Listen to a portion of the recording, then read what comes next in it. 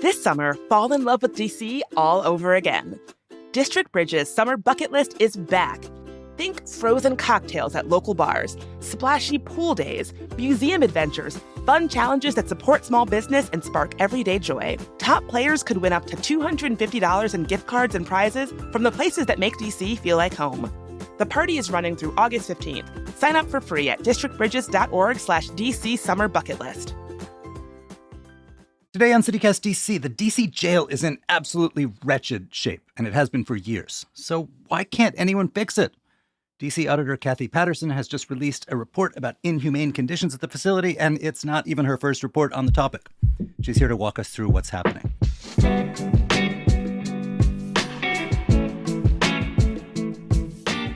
Today is Thursday, July 10th. I'm Michael Schaefer, and here's what DC's talking about.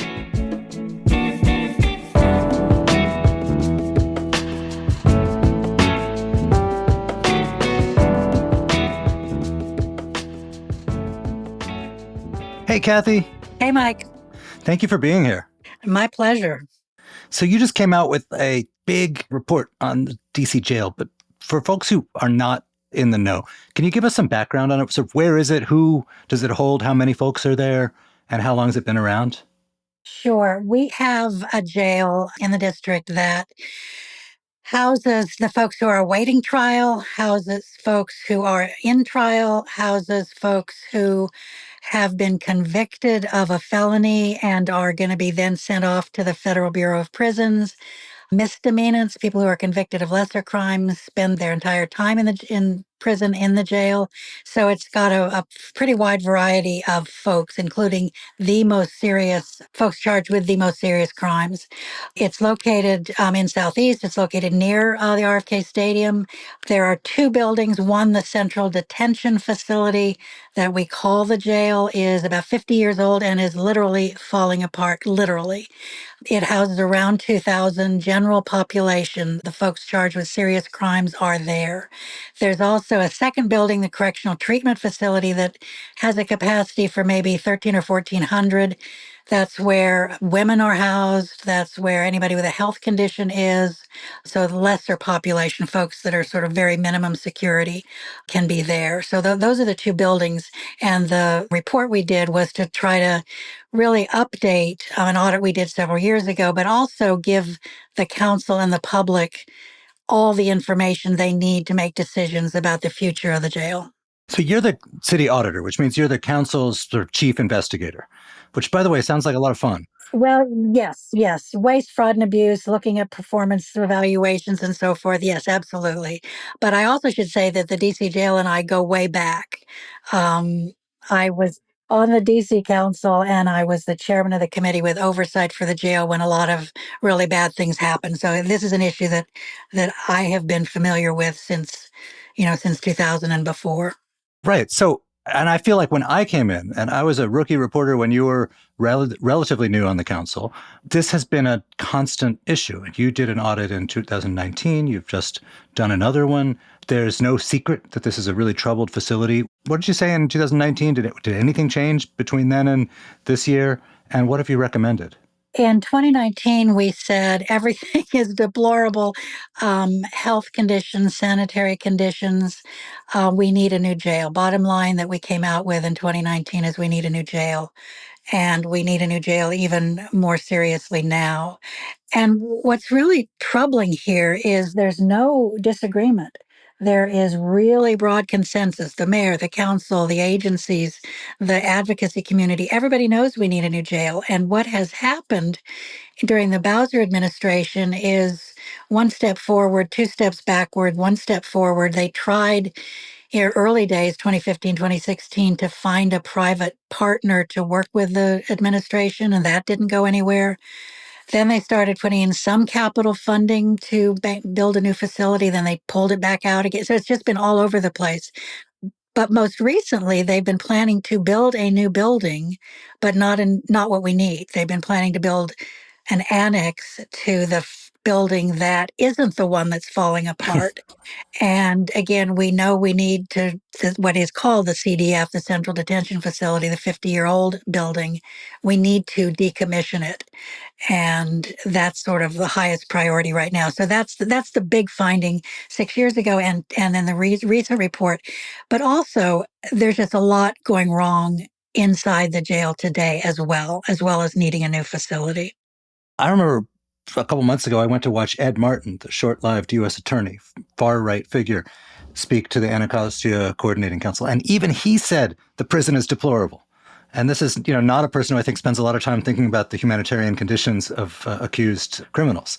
What were some of the things in, either in 2019 or more recently that you found that particularly stood out as things that are shocking? Some of the things that we have been sharing from the recent report, we have a rate of death in the DC jail that's roughly more than 3.5 times the national average for jails. We have drug overdose deaths at much even worse compared with national averages. But as awful as those are, and the fact that there were 10 people who died in the jail last year, as awful as those are, one of the ones that I just can't get out of my head is the number of times Narcan was administered in the jail in the 1-year period of this review. And if you think about that, so with 365 days, Narcan was administered 148 times in that 1-year period. That means every 2 or 3 days, somebody in that facility was at risk of dying from a drug overdose. Meaning somebody in that facility had gotten access within prison to heroin. Right. This is someone in a prison, in a jail, in a cell, in custody of the District of Columbia, overdosed, nearly died 148 times in that 1 year. That tells you there's just a lot wrong. There's contraband coming in. The drugs are coming in. There's probably shortage of staff. We have another metric we talked about was high number of overtime dollars, 30 million in a year. That means you're short staffed because people have to work overtime. Just a lot of things wrong. And one of the findings, 2 correctional officers were convicted of bringing in contraband. So there are just lots of things going wrong with the operations of the jail. And I think there's some folks at the Department of Corrections who are working very hard to have this be a good, secure facility. But a lot is going wrong as well. I mean, when you talk about the building falling apart, but when you tell stories like this of the availability of drugs and so on, that suggests there's also a real human resources problem. Absolutely. And it's hard to really know what is going wrong there. Are these visitors coming into the jail? Is this, staff? Are these staff issues?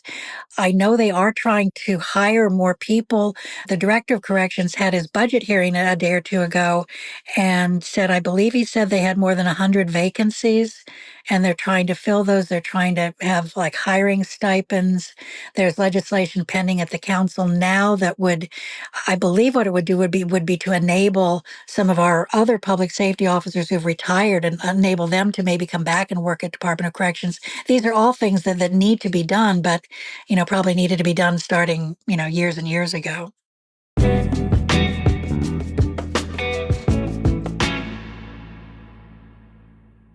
If you're a CityCast superfan, then you probably know that we've teamed up with a new platform called Backroom to help keep our conversations going outside of the podcast, and maybe even turn them into real solutions.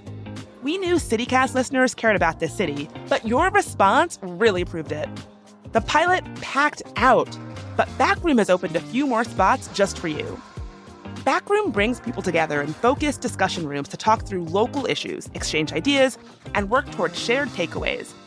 It uses AI to support the conversation, not by steering it or adding content, but by helping participants express themselves clearly and cutting through the noise that so often gets in the way of progress.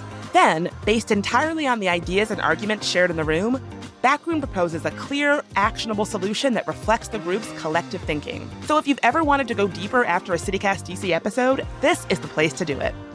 Help shape solutions for your block, your neighborhood, your city.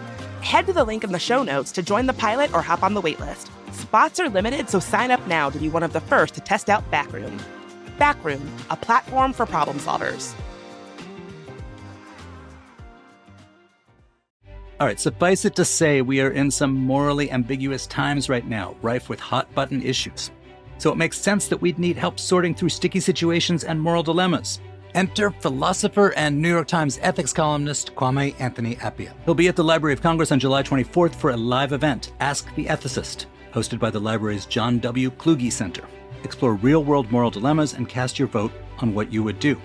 Then hear how one of today's most influential public philosophers thinks through the same questions. Thoughtful, engaging, and full of surprising moments, this interactive program allows you to reflect on everyday ethical questions in a way that's personal, relevant, and fun. That's Ask the Ethicist on July 24th at the Library of Congress. Get free tickets at loc.gov/live. Hey, when someone else's negligence changes your life forever, figuring out what to do next can feel overwhelming. You need lawyers who won't back down. The NACE Law Group has been winning serious injury and wrongful death cases in D.C. for decades. They don't just settle, they fight for real justice, and they're not afraid to take cases to court to get it. You might remember them as Paulson and Nace. It's the same trusted lawyers, just a new name. If you need someone in your corner, reach out to NACE Law Group for a free, no-obligation consultation. Visit WashingtonDCInjuryLawyers.com or call 202-463-1999. That's 202-463-1999. Can you talk about the physical plant at all? You'd say it's literally falling apart, but what were some of the ways in which it fell apart? Again, this is another one that's hard to get your head around. Weapons have been made from the jail itself. Now, I don't know exactly if this is like pulling a splinter of wood off a wood window frame or this is crumbling wallboard. I don't know exactly what, but actual shanks found that came from materials in the physical structure itself. And that, I mean, that's, to me, that is just astonishing. But one of the other issues about the facility is as it was constructed, the building, as it was, built 50 years ago, there are really tricky sight lines. So if you're escorting, a half a dozen inmates down a hallway, you need many guards to be with them because you can't see. You just have very bad sight lines. So if there's a cell block that should have 3 officers and it's down to maybe 2, you can't see everything that's going on. So the actual sight lines in the facility itself are troublesome, which means you need more staff to adequately ensure security. How did this happen?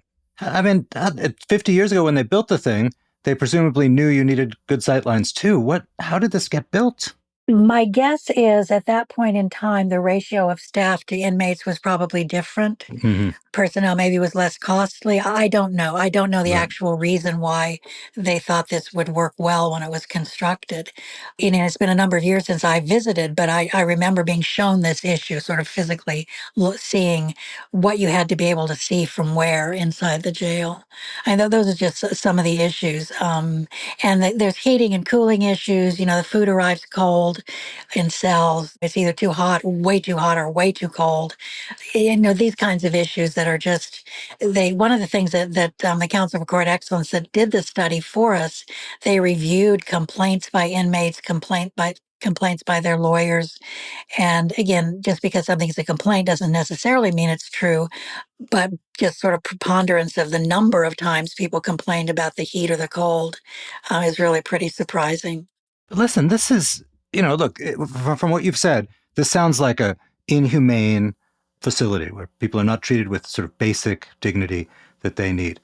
But I imagine even for people who don't care about the dignity of people they see as criminals, there's some costs for DC here. It sounds like the city is at risk of like fairly significant lawsuits or situations that lead to people getting put back on the street who maybe shouldn't be on the street because judges might determine that it's unfair to keep them in this facility. Well, one of the things that the researchers looked at is some of the litigation that's ongoing, and there are always cases. Some of the deaths have resulted in litigation and with very high costs for the city. So I imagine that money is going to have something to do with the answer to this, but why has this defied so many efforts to fix it? I think it has not had a champion. There has not been a champion among elected officials for replacing our aging jail. And if you look at the mayor's budget proposal, she very legitimately said this is a budget that's going to focus on growth. We're going to invest in things that bring in money. Investing in a new jail does not bring in money. So it's not a priority. Yeah. How much are we talking to do the kind of replacements that you think is appropriate? The figure that the city administrator threw out was I think 1.5 billion, something like that. But I'm not sure what he was talking about. I'm not sure if he was talking about the full replacement of the jail itself, the 50-year-old facility, or just some of the additional ancillary buildings. I'm really not sure. But what they're going to try to do is come up again with a private partner to do the construction, essentially using the city's asset of its financing capability. And I think that's a good idea. Does that mean like a private prison company, or are we talking about just a private contractor who builds buildings? I think open to all of the above. I think there are companies that specialize in detention facilities. And so there could be someone who is a combination of private sector corrections, but also construction. But one thing everybody has been making clear, the mayor, the council, the operation will not be private. The Okay. operation of correctional facilities will continue to be the district government. But looking for a partner with construction capability, with knowledge about what correctional facilities should look like. And, it's from some of the reading I've done, I think it's kind of a booming industry right now. If you think what's happening on the national stage, Mm-hmm. we, the Trump administration, are planning to build detention facilities all over the place. And so I think there is some energy in that sector. So if the District of Columbia can get some good out of what might be seen as not good energy, if we can sort of pull off a piece of that energy for our own purposes of building a new jail, I think that would be all to the good. Short of replacing, is there a bare minimum of improving that they can do now, sort of with available funds? I think the hiring and supervision and assuring against contraband. I think trying to essentially stop that, whatever the trail of drugs is, this permitting drugs to come into the jail. I think that's probably the highest priority, and that has to do with hiring. That has to do with supervision. It may need additional training of the folks who are on the staff now. I'm not quite sure about that, but all of those issues I think need to be done to address the drug situation within the jail. So we're obviously in a situation in the city where the local economy is facing some really unprecedented challenges, right? The major industry of the city is talking about moving huge chunks away and has fired lots of people. This is not a fun time to be building a budget. But where do you suspect, as just a long-time observer, where do you suspect the jail piece of this goes from here? I'm not sure what's going to happen. The next step that the Bowser administration has announced is they're going to put out a request for proposals to seek private partnership. And the city administrator said, Kevin Donahue said, there have been inquiries made to the administration. He said more than one of companies that are interested in partnering. And when I spoke with Chairman Mendelson before my own budget hearing, I think he and his staff were aware of one of those private sector entities interested in partnering with the city. So there is there is interest that has already been made apparent. So I'm hoping that will work, and I'm hoping that means we can get something new built much faster than the previous schedule, which was going to have us decommission that horrible 50-year-old jail in 10, 11 years. That was the timeline as of about a month ago. I know we got to go in a second, but did you, in the course of compiling this report, did you or your researchers talk with prisoners, with people who'd been prisoners, people who currently are prisoners? They did speak with folks who had been incarcerated, and they spoke with family and attorneys of folks who are in the jail now. So there was some of that interaction. And again, the point of this report was to look at all the extant documentation. So to see what do we know from the inspection reports, what do we know from litigation, what do we know from complaints. So it wasn't so much an interviewing situation; it was really a document review. But they did do some interviews, so that added a little bit of sort of context to the report. Well, I hope you will keep us posted on what happens from here. Absolutely. We do follow up on our recommendations. So we will be continuing to say, and where are you on the construction, and where are you in addressing these ongoing issues? Thanks so much. Okay. Thank you.